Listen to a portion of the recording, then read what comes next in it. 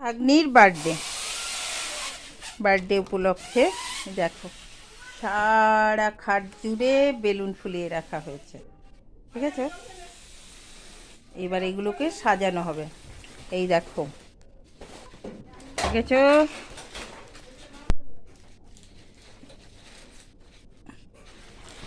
দেখো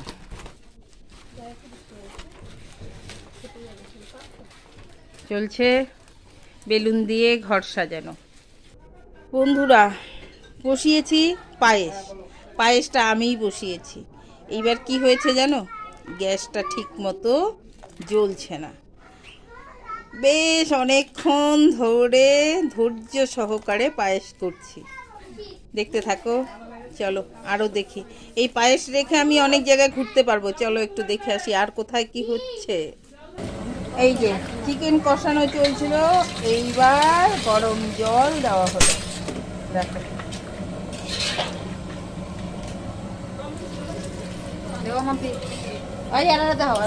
এই দেখো সুন্দর হয়েছে, কালারটা দারুণ হয়েছে। বন্ধুরা দেখে বলবে কেমন টেস্ট হবে, দেখে বলবে। গন্ধ কিন্তু দারুণ বেরিয়েছে। চলছে চিকেন রান্না, একদিকে চলছে পাঁপড়গুলো ভাজা, ভেজে ভেজে এইভাবে আলাদা আলাদা করে রাখা হচ্ছে। এরপর এই যে বাটা মাছ, সব কিছু রেডি হয়ে যাবে। রাখছি তাহলে, এই পর্যন্তই আজকে।